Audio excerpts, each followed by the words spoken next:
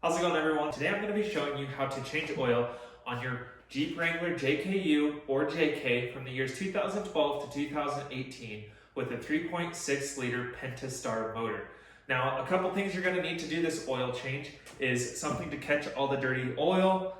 You're going to need a funnel if you choose to use one. I like to use nitrile gloves just to keep my hands nice and clean throughout the process. You're going to want a 1/2 inch or 3/8 ratchet. I'm using 1/2 inch because that's what size my sockets are. I have a 1/2 inch extension just in case I need it to get to the filter housing. I'm gonna have a 1/2 inch socket to pull the drain plug out of the oil pan itself. And then a 15/16 socket to pull the filter housing off. Next, you're going to need a filter, and today I'm going to be using the Mopar filter itself. The item number is MO-349. There are other companies that make filters for this, so just make sure you check what is compatible with your 3.6 Pentastar motor to make sure it's the right one that fits that housing.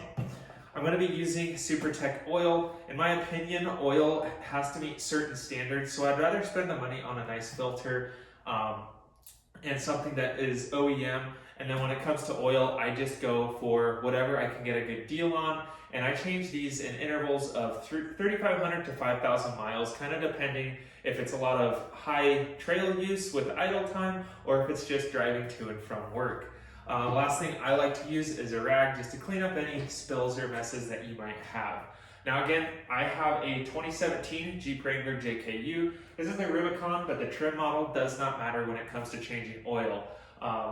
You might have a couple modifications that are different, some things I might have in the way that you don't, or vice versa. So just make sure that you check up to make sure that you are within those years. I can't speak to know that if the Wrangler JLs or the JT Jeep Gladiators are the same for the oil changes, but it does use the same motor. So something there could work and some things might not. So without further ado, let's dive into this and get started on changing the oil.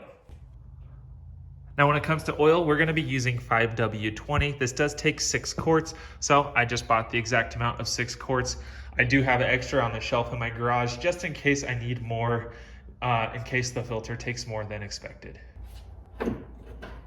Now first you're going to want to open your hood, so just remove the 2 side latches like you would normally opening the hood on your Jeep. Now next you want to grab your oil catch can and you're going to crawl under the Jeep. And first things first is pull that drain plug, catching all the oil. All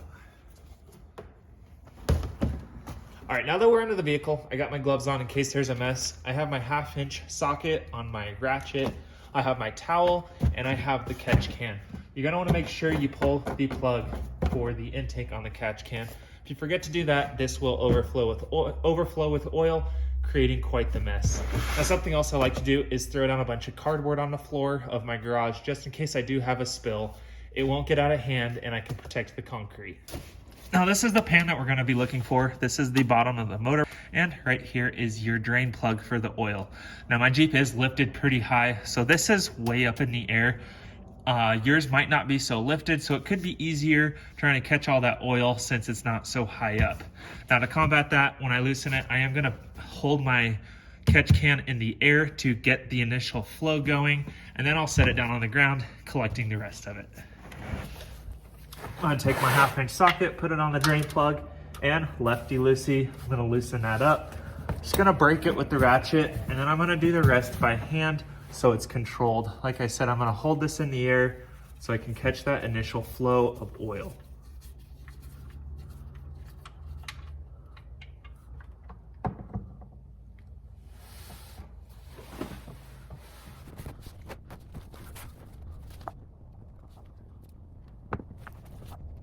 Now once that continuous stream has kind of stopped, right now it's just going to keep dripping for a while. It's up to you whether you choose to let this drain for a extended amount of time or just move on with the oil change process. The little amount of oil that's left in here is not going to, in my opinion, hurt anything. Some people might disagree and that's okay, but for my vehicles, I like to let it drain until the point where it's just kind of dripping along and there's not much left in here, and then I'll install the drain plug back in. So I'm at that point. I'm going to install the drain plug back into the pan. Now, as far as tightening this oil drain plug, the proper torque spec is 20 foot-pounds to tighten this. Right here, I have a digital torque meter that's gonna beep at me when I get to that 20 foot-pounds. Now, this tool isn't exactly necessary. You can just tighten it by hand, but one thing you don't wanna do is strip this out. So once this beeps, I'll know I hit that 20 foot-pounds. Just like that, the plug is installed. You do not want to forget to install this throughout the process because you could potentially end up filling this with oil, thinking this is in and forgetting, and it's going to drain all your brand new oil out of this drain hole. That is why I like to finish this completely first and install this plug back in so that I do not forget. Next, we're gonna move on to the filter. Now, your motor compartment is not gonna have these supports going through it. You will have a engine cover. All you have to do to get that off is just lift on it, and it's gonna pop off all these little pin and balls right here. It's super easy to remove. To install it back, just catch it in this back hinge right here, and then you just have to close it and push on it, and it's gonna clip right into place. As far as the filter, this is your oil filter right here. This is what you are looking for. And as you can see, there is a plastic nut on the top of this housing, and that is a 15/16. So what you're gonna wanna get is your ratchet as well as the socket to remove this next. Now this is where I'm gonna be using my extension, just so that I can reach down in here and have a little more leverage on it. You're gonna wanna make sure your ratchet's in the off position, and then you can loosen it. Just like that, it breaks free. Now, once that is loose, I'm going to take my ratchet off, going to grab a towel next,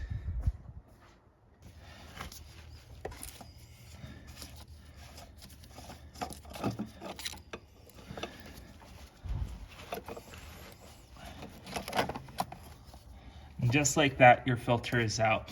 Now, this can be a messy process if you don't allow this to drain. If you just pull it into the garage right after driving, this could potentially still have quite a bit of oil in it. My Jeep's been sitting all night, so I knew all the oil has drained out of the motor into that pan.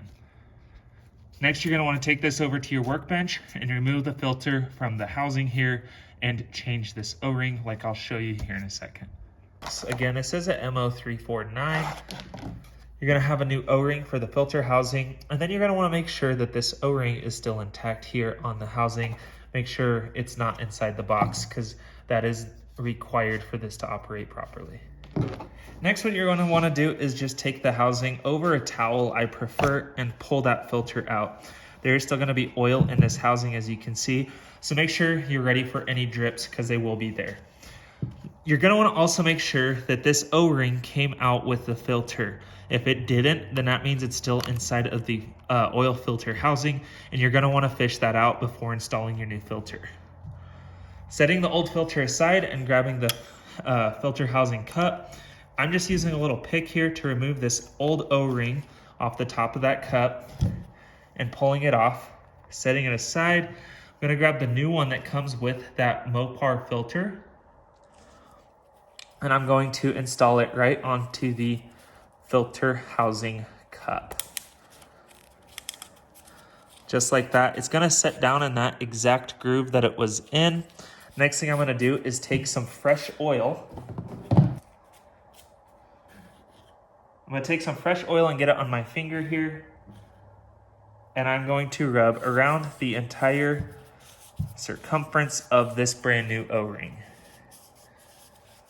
Once that's done, we can then take our brand new filter and install it into the cup, just like that. I'm also gonna take some new oil and lubricate this bottom O-ring as well before pushing it back into the filter housing on the Jeep.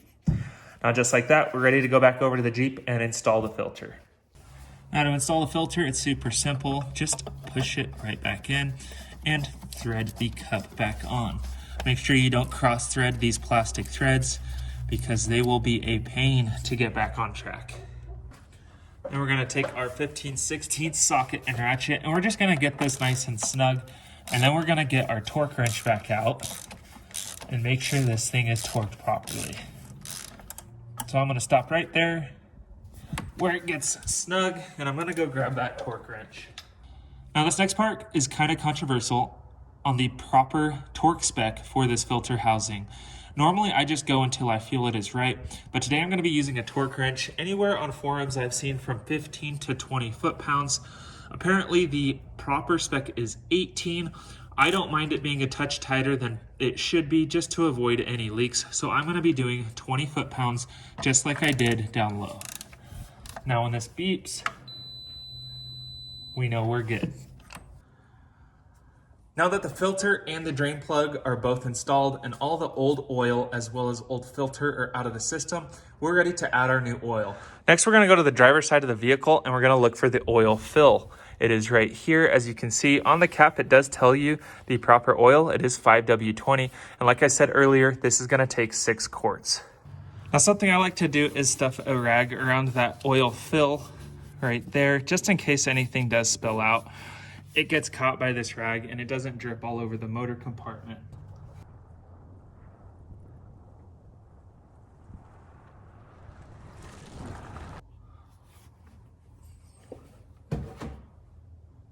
Now before pouring all 6 quarts into this, you're gonna kind of want to pour shy is what I like to do. I poured about 5.5 quarts. I'm gonna start the motor. I'm going to make sure that the filter gets full and the whole system fills up with oil, regain oil pressure, and then I'll check my dipstick to make sure that there is a sufficient amount of oil. If there's not enough, then I still have some to add. If there's too much, then going through the process of removing oil is a lot harder than going through the process of adding a little bit at a time. So next I'm going to pull the funnel out and I'm gonna reinstall the fill plug to make sure that this system can pressurize. Now before you start the motor to get the oil circulating, you're going to want to make sure everything is accounted for as far as rags and everything. You don't want anything being sucked up into a moving, rotating part of this motor and potentially damaging something. The other thing you want to make sure is that there is oil in the motor. Do not forget to add the oil before you start it. Next, we'll start the motor and we'll then check the dipstick. Now, when you start the motor, you're going to be looking for one key thing, and that is your oil pressure light. Now, it's going to be right up here in the top corner. It's going to be a red little oil can. You'll see it here momentarily right there. It's going to disappear. If that pops back on while you're running the motor, shut it off immediately, and then you're going to want to figure out why the oil pressure is not correct. Then you'll start the vehicle. I'm going to let it idle for about 10 to 15 seconds, allowing all the oil to circulate throughout the motor. You're going to want to let it sit for 3 to 5 minutes to allow all the oil to drain out of the motor back into the pan so that you can get an accurate reading. The next step we're going to be doing is checking the oil level using the dipstick right here on the passenger side of the motor. Now that we've given this some time for the oil to drain down back into the pan, you can now check your oil fill level. You're going to want to just pull the dipstick and have a rag ready. The first swipe, I always just dry off the stick, making sure it's clean. But for reference, we're going to be making sure that the oil lands somewhere in that cross section, making sure that we have a sufficient amount of oil. If you stick it back down into the tube and pull it back out, you'll see that our oil level is right about there. So we could still add a little bit more. So I'm gonna go back to that half a quart I have left and pour it in, and we should be right about where we need to be. Now that I've added a little bit more oil, I'm gonna check again. And you'll see that we are right there halfway into the cross section. So we are really good on our oil level. Once that's installed, we are done other than cleanup.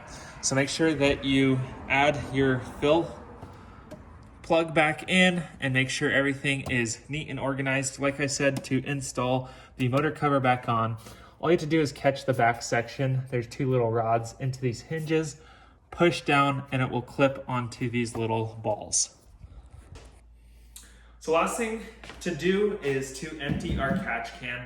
Now I save the old jugs that I poured into the vehicle, and then I fill these up with the old oil. You can take them to any O'Reilly's or AutoZone, and you can dump them off there and get rid of your old oil so that it doesn't collect on the side of your house. Something you do not want to do is pour these down any drains or in the rocks, because it's just going to make a mess, or it could get into the water system of your town or city, or even your well. So make sure you dispose of this properly. There are avenues to go for that, and they've made them for a reason. So thank you guys for watching the video today on changing the oil in a 3.6 liter Pentastar motor on your Jeep Wrangler JK or JKU. I hope this video helped answer some of your questions and kind of give you a couple tips and tricks on how to make this process easy, clean, and affordable. Thanks again for watching. Have a great day.